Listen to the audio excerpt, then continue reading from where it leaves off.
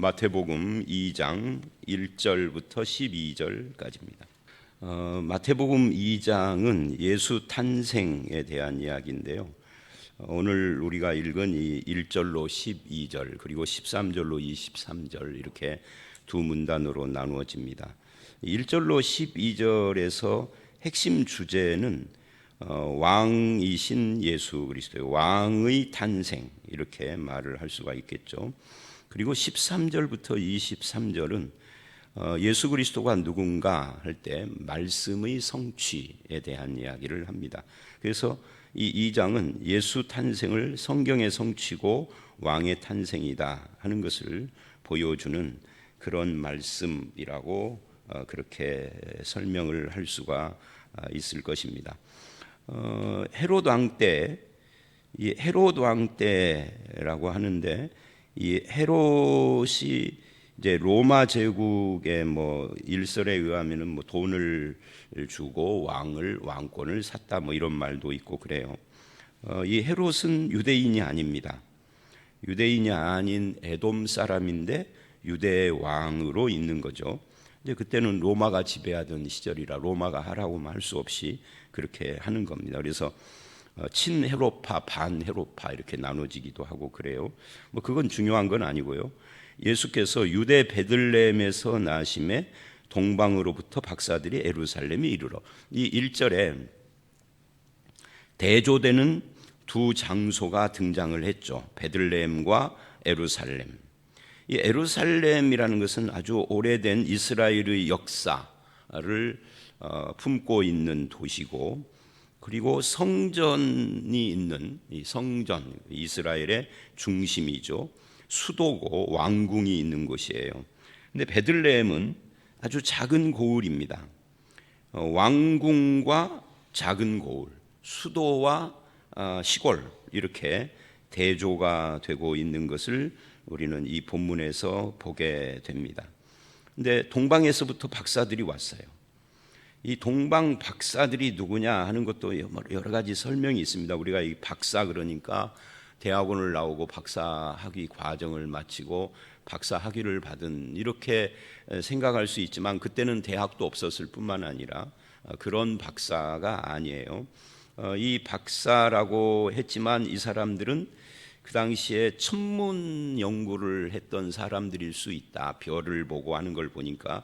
근데 당시에 천문, 별을 보고 뭐를 점치고 하는 이런 것들이 오늘날로 말하면 점성술사들, 점쟁이들 같은 그런 사람들일 수 있습니다. 어쨌든 이 사람들이 어떻게 해서 유대인의 왕으로 나신 이를 별을 보고 알게 됐을까?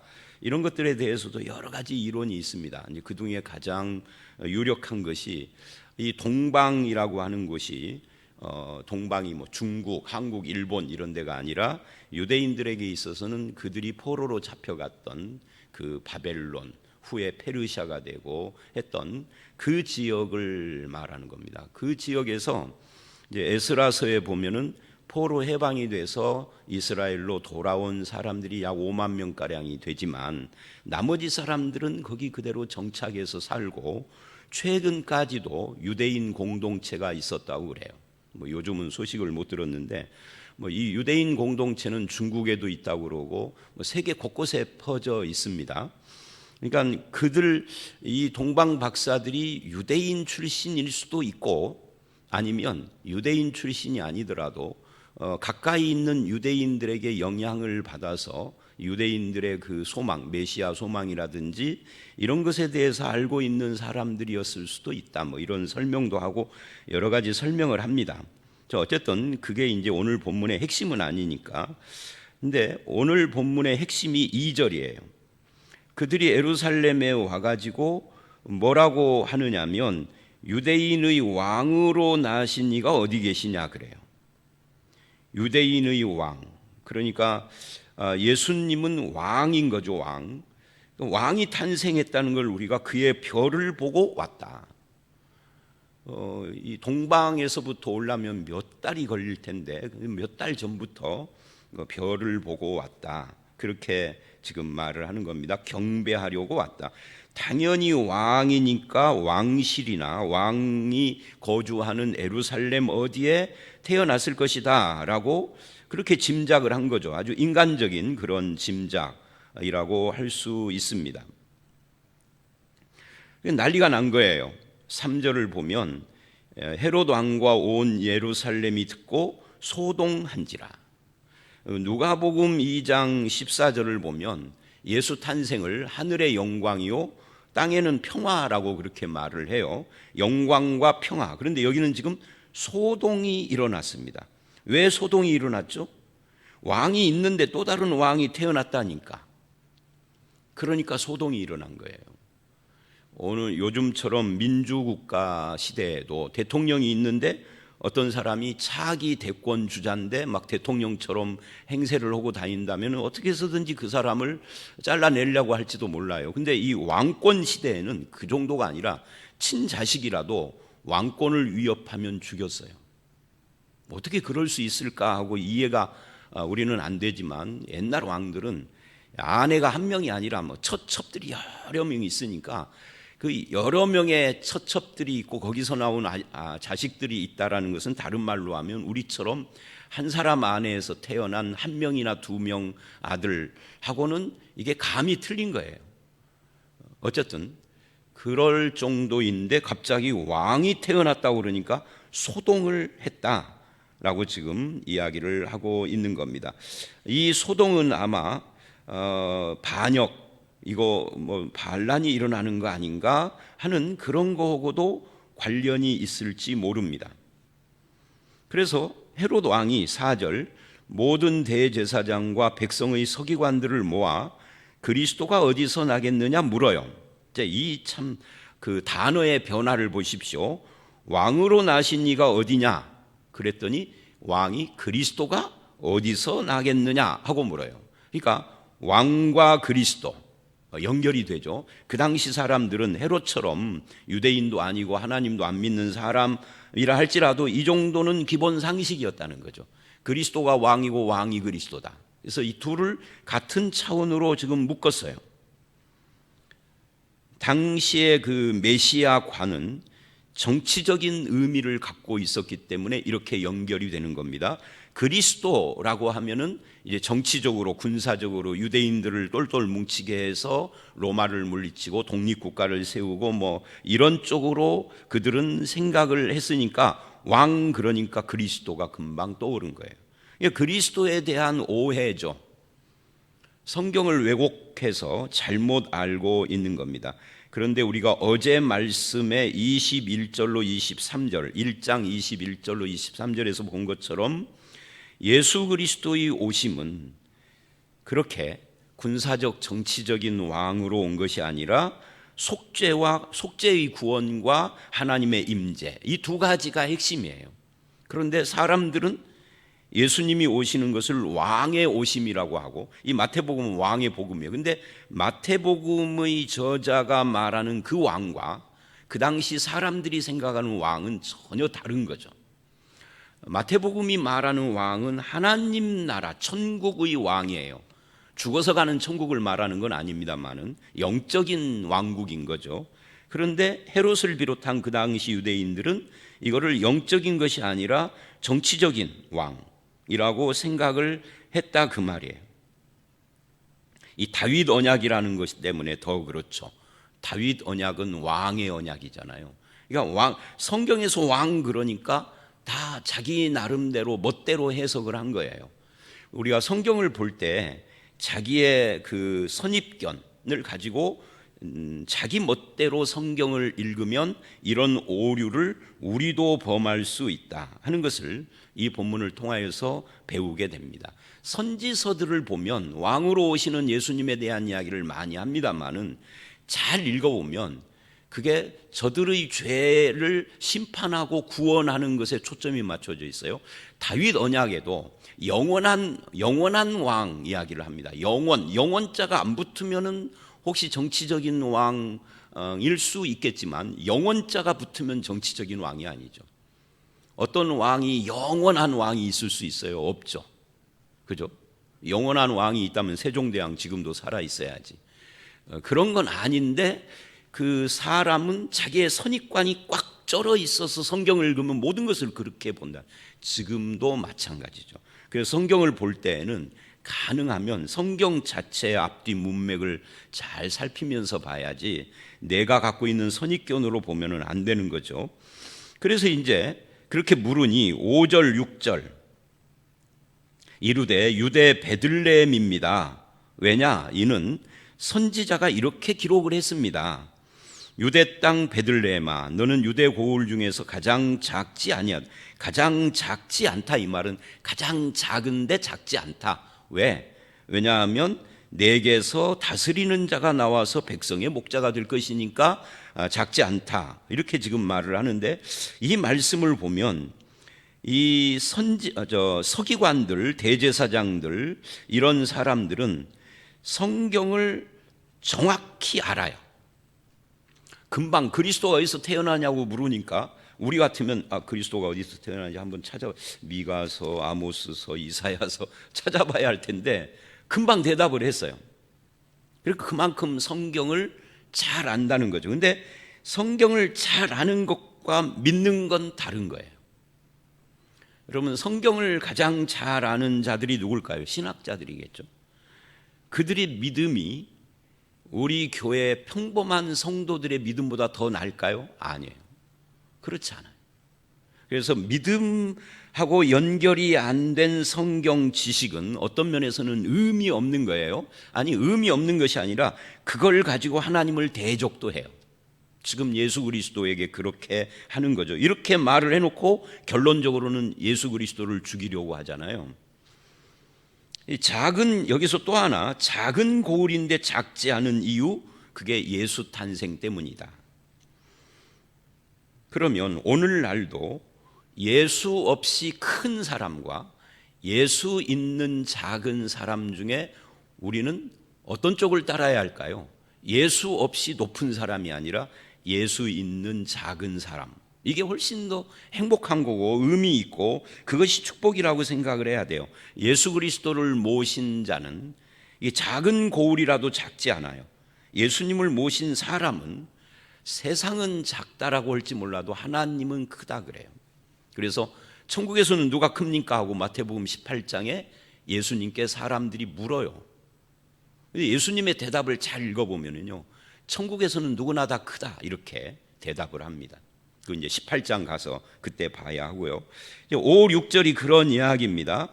그리고 7, 8절로 이어집니다. 이에 그 말을 듣고 헤롯이 가만히 박사들을 불러 별이 나타난 때를 자세히 묻고 언제 나타났느냐 하고 이제 묻는데, 이거는 아마 아이의 그 나이를 계산하려고 했던 것 같아요. 왜? 내일 말씀에 보면은 2살 아래로 다 죽여라 한 거 보니까 2살 정도 밑으로 다 죽이면은 그 속에 포함되겠구나 하고 지금 그렇게 계산을 한 거예요. 그렇게 해서 8절 베들레헴으로 보내며 이르되 가서 아기에 대하여 자세히 알아보고 찾거든 내게 고하여 나도 가서 그를 경배하게 하라. 사실은 왕권 상실에 대한 두려움으로 3절에 소동을 했던, 이 소동했다 이 말은 다리가 후들거렸다 뭐 그런 뜻을 포함하고 있어요. 그랬던 사람인데 지금 동방 박사들에게는 그거 싹 감추고 나도 가서 경배하게 하라라고 위선을 떠는 거죠. 거짓이죠. 그리고 이 두려움이 나중에 예수 그리스도를 죽이려고 달려드는 대로 이어집니다. 이게 사람은 자기의 이익을 해친다든지 어떤 두려움이 내 속에 있으면 그것을 타인을 공격하는 것으로 드러내요. 그래서 이런 7, 8절처럼 음흉하고 거짓된 그런 모습으로 자기를 감추고 지금 머릿속에서는 계산하는 거죠. 아기가 몇 살쯤 됐겠다 하고요. 그리고 9절, 10절 박사들이 왕의 말을 듣고 갈새 동방에서 봤던 그 별이 문득 앞서 인도하여 가다가 아기 있는 곳 위에 머물러 서 있는지라 그래요. 근데 사실은 이 말씀은 얼핏 이해가 잘 안 되기는 해요. 왜냐하면 별이 우리하고 함께 이렇게 움직이나요? 별이 지금 그러죠? 잘 이해는 안 돼요. 뭐 이거에 대한 저의 답변은 없습니다만은 그 움직이다가 마구간 위에 멈췄다. 그게 되나요? 별이 얼마나 가까이 지상에서 가까이 왔기에 그랬을까요? 그러니까 이 말씀은 이해는 조금 안 돼요. 그러니까 이 동방 박사, 별을 연구하는 사람들만이 알 수 있는 뭔가가 있었겠죠. 이 별 연구가들이니까. 자, 어쨌든 그들이 별을 보고 매우 크게 기뻐하더라. 여기 보세요. 사중 기쁨입니다. 매우 크게 기뻐하더라. 사중적, 그러니까 이걸 메가톤급 기쁨 이렇게 표현을 하는데요. 그런 기쁨이 동방 박사들을 휩싸았다. 이게 정상이죠. 예수 그리스도의 탄생 앞에서 기쁨, 소동하고 다리가 후들거리고 음모를 꾸미고, 이건 정상이 아닌 겁니다. 그러면 오늘 말씀은 예수 탄생, 크리스마스와 관계되는, 지금 크리스마스가 지난 지가 거의 한 달 가까워지는데 새삼스럽게 이 본문을 보게 됐습니다마는, 크리스마스 때만 해당되는 것이냐? 그건 아니죠. 예수 그리스도를 모신 사람들은 누구나 다 매우 크게 기뻐하더라. 이 메가톤급 기쁨, 이 예수를 믿는 자들은 기쁨이 그 속에 있는 자들이다 하는 것을 이 말씀을 통하여서 알게 됩니다. 그리고 이제 11, 12절을 보면, 집에 들어가 아기와 그 어머니 마리아가 함께 있는 것을 보고 엎드려 경배하고 보배합을 열어서 황금 유향 몰약을 예물로 드렸다, 이렇게 말을 합니다. 여기 이 황금 유향 몰약, 이 세 가지를 드렸다라는 것 때문에 사람들은 동방 박사를 3명이라고 생각을 합니다. 근데 이 황금 유향 몰약이라는 것 때문에 동방 박사가 3명일 수는 없어요. 3명일 수도 있고 2명일 수도 있고 아니면 4명이나 5명일 수도 있고 6명일 수도 있는 거죠. 얼마든지. 그러니까 이걸 가지고는 3명이라고 딱 말할 수는 없어요. 중요한 것은 그들이 경배하고 이 보배, 황금 유향 몰약을 예물로 드렸다 하는 것이 중요한 거죠. 어떤 사람들은 황금은 뭘 상징하고 유향은, 몰약은 뭘 상징한다. 예를 들면 몰약은 죽은 자들의 시체에다가 바르는 뭐니까 여기서 예수님의 십자가를 미리 예상을 했다, 이런 해석을 하기도 합니다만은, 저는 그렇게까지 지나치게 해석을 할 필요가 있을까 하는 생각을 해봅니다. 그거보다는 그냥 오늘 이 말씀 전체에서 예수 그리스도가 이 땅에 왕으로 오셨다, 그분이 우리들에게 그리스도의 왕으로 오셨다 하는 것이 더 중요하다라고 생각을 합니다. 그래서 예수 그리스도를 믿는다라는 것은 예수와 관계 속으로 들어갔다. 지금 예수님이 내 안에 계신다. 안에 계신다라는 건 물리적인 것이 아니에요. 관계를 말하는 겁니다. 내가 그리스도 안에 있다. 이것도 내가 물리적으로 예수 그리스도의 몸속에 들어갔다가 아니라 관계를 말하는 거예요. 근데 예수 그리스도 안에 있고 그분과 관계 맺기, 즉 구원받은 믿음의 백성들은 예수님 앞에서 크게 기뻐한다. 이것이 정상적인 모습이고, 그 예수 그리스도를 경배하고 이런 것들이 정상적인 모습입니다. 이 헤롯과 예루살렘 사람들처럼 소동하는 것은 비정상적인 것이죠. 그리고 12절에 그들은 꿈에 헤롯에게로 돌아가지 말라 지시하심을 받아 다른 길로 고국에 돌아갔다라고 말을 해요. 이 꿈에 지시를 했다, 하나님께서. 그러니까 이건 뭘 말을 하느냐면 하나님이 아신다는 거예요. 뭐를? 헤롯의 마음을 아신다는 거죠. 헤롯은 자기의 속마음을 누구에게도 말하지 않았어요. 자기 속으로만. 그래서 은밀하게 별이 나타난 때를 물어서 나이 계산만 했던 거죠. 아무에게도 말하지 않았어요. 그러나 하나님은 아시죠. 그러니까 하나님은 우리의 말을 듣고 아실 뿐만 아니라 말로 뱉지 않은 내 마음의 생각도 다 아시는 분이죠. 그래서 우리가 어떤 말을 할 때 이 말이 내 마음의 생각과 일치하는가, 이게 진실인가 아닌가, 우리는 몰라요, 다른 사람들을. 그래서 때로 속기도 하고 이용당하기도 하고 하죠. 근데 하나님은 아시는 거예요, 그것을. 우리는 그런 하나님을 믿기에 그런 하나님 앞에서 내가 산다라고 하는 믿음 때문에 늘 진실해야 하는 거죠. 말과 행실이 같아야 되고 마음과 말이 같아야 되고, 그게 쉽지는 않으나 그런 방향으로 우리가 살아가기를 힘써야 하는 겁니다. 그게 믿는 사람이죠. 그러면서 예수님 때문에 매우 크게 기뻐하고 기뻐하더라. 이게 믿는 우리 모두의 특징이어야 합니다. 저와 여러분의 삶 속에 예수 모신 기쁨, 예수를 모신 사람은 작은 고을 베들레헴도 작지 않다라고 하신 이 하나님의 말씀을 붙잡고 저와 여러분이 예수 그리스도와 함께하는 기쁨 속에서 살아가며 영광 돌리시기를 주의 이름으로 축원합니다. 함께 기도하겠습니다. 하나님 아버지, 그렇습니다. 예루살렘에서